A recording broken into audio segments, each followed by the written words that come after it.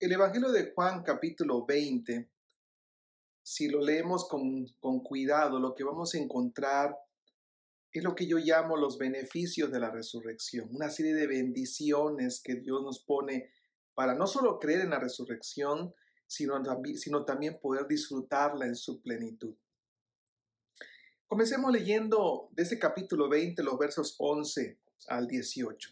Pero María estaba fuera llorando junto al sepulcro, y mientras lloraba se inclinó para mirar dentro del sepulcro. Y vio a dos ángeles con vestiduras blancas que estaban sentados, el uno a la cabecera y el otro a los pies donde el cuerpo de Jesús había sido puesto. Le dijeron: Mujer, ¿por qué lloras? Y les dijo: Porque se han llevado a mi Señor y no sé dónde le han puesto. Cuando había dicho esto, se volvió y vio a Jesús que estaba allí, mas no sabía que era Jesús. Jesús le dijo: Mujer, ¿por qué lloras? ¿A quién buscas? Ella, pensando que era el hortelano, le dijo: Señor, si tú lo has llevado, dime dónde lo has puesto y yo lo llevaré. Jesús le dijo: María. Volviéndose ella, le dijo: Raboni, que quiere decir maestro. Jesús le dijo: No me toques, porque aún no he subido a mi Padre, mas ve a mis hermanos y diles: Suba a mi Padre y a vuestro Padre, a mi Dios y a vuestro Dios. Fue entonces María Magdalena para dar a los discípulos las nuevas de que habían visto al Señor y que él había dicho estas cosas. En la resurrección, el Señor Jesús nos va a dar una serie de regalos, beneficios maravillosos, para no solamente entender este magno evento, sino para poder disfrutarlo en nuestra vida cotidiana. Y el primer gran regalo que vamos a encontrar es la iluminación de Dios. Sí, escuche, es Dios quitando el velo para que el ser humano pueda comprender y creer esta maravillosa verdad. Cristo ha resucitado. Es lo que va a ocurrir aquí con la historia de María. Esta es la misma mujer de inicio del capítulo 20 que, llena de miedo, corre a los discípulos y les dice: violaron la tumba del maestro, y con temor, con miedo, se da cuenta que probablemente se robaron al cuerpo del maestro y todo se ha terminado. Una mujer llena de espanto. Bueno, ese espanto no se ha ido. Esa mujer sigue con mucho temor y ahora está en un huerto intentando sí meditar, pero en realidad su vida está aterrorizada. Según el verso 11, ella llora por la ausencia de Jesús. Jesús significaba mucho para ella, así que la pérdida del cuerpo significa la pérdida de toda la vida.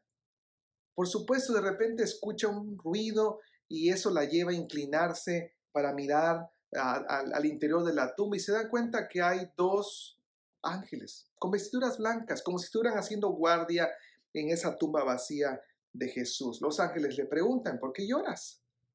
¿Por qué lloras? Y ella responde con toda sinceridad: lloro porque pues no sé qué pasó con el cuerpo de mi maestro y me duele muchísimo. Por supuesto, los judíos creían con mucha convicción en la resurrección de los muertos, pero se necesita un cuerpo. Y si el cuerpo de Jesús no está, entonces Jesús no va a resucitar. Todo está perdido para el maestro. Claro, los ángeles no le dan a conocer nada de la resurrección de Jesús, pero están preparando el terreno porque Jesús aparece detrás de ella. Y entonces ahora Jesús es quien pregunta: ¿qué buscas? Esa pregunta de Jesús tiene un doble sentido. Por un lado, es como si Jesús le dijera: mujer, ¿qué es lo que estás buscando como para que llores tanto? ¿Qué es lo que tienes? ¿Qué se te perdió que te genera tanto dolor? Y por otro lado, es una invitación de Jesús para decirle: ¿qué buscas? Estoy enfrente de ti. Aquí está el resucitado quien estás buscando. Ya no tienes que buscar más. El asunto es que ella no lo reconoce. ¿Por qué no? Bueno, esa no fue la primera ocasión que ocurrió eso. Los evangelios nos narran, por ejemplo, que en Juan 21, cuando Jesús se aparece a los 7 discípulos allí al lado del mar de Tiberias o de Galilea, ellos no lo reconocen. Tampoco aquellos dos que van caminando hacia Emaús no saben, no identifican que Él es el Mesías resucitado. ¿Por qué? Porque escucha, lo sobrenatural requiere lo sobrenatural. Lo sobrenatural requiere fe sobrenatural. Lo sobrenatural solo puede ser entendido a partir de una obra sobrenatural de Dios. Es Dios dando la iluminación, la sabiduría y la apertura de nuestro corazón para comprender una verdad que está más allá de nuestra capacidad de razonamiento. Esto nos recuerda que saber una verdad de Dios o entenderla no es suficiente para creerla, especialmente en el asunto de la resurrección que escapa de nuestra capacidad humana de cómo alguien puede vencer a la muerte. ¿Cómo puede ser posible eso? Es sobrenatural. Es Dios quien te debe abrir tu corazón y te debe dar la iluminación para que puedas creer. Hace falta la iluminación divina. Y es entonces Jesús, cuando ya el corazón de María está preparado, que le habla por su nombre. María, prácticamente es un regaño, pero al mismo tiempo es un llamado para decir, abre tus ojos espirituales, aquí estoy. Y entonces ella se dio cuenta que Jesús había resucitado. Este es un asunto maravilloso. Dios no solamente nos presenta los hechos portentosos que Él tiene por nosotros, el poder manifiesto que Él tiene para nuestra vida, sino que también nos conduce a creer en ello. A veces hablamos en términos de tengo fe, pero no olvides, aún esa fe es guiada por Dios. Es sobrenatural. Este es un regalo de la resurrección. Apreciarlo, atesorarlo y creerlo, solo es posible porque Dios nos conduce a ello. Es su Espíritu dándonos la iluminación para entender y creer lo que ocurrió. Ahora, si seguimos leyendo, vamos a encontrar que a continuación de los versos 19 al 23 hay otros regalos de la resurrección que Jesús nos da. Dice verso 19, cuando llegó la noche de aquel mismo día, el primero de la semana, estando las puertas cerradas en el lugar donde los discípulos estaban reunidos por miedo de los judíos, vino Jesús y puesto en medio les dijo, paz a vosotros. Y aquí vamos a encontrar que la presencia de Jesús, del resucitado, genera una serie de beneficios necesarios para la vida de los discípulos y para ti, para mí. Y cuando les hubo dicho esto, les mostró las manos y el costado, y los discípulos se regocijaron viendo al Señor. Entonces Jesús les dijo otra vez, paz a vosotros, como me envió el Padre, así también yo os envío. Y habiendo dicho esto, sopló y les dijo, recibid al Espíritu Santo.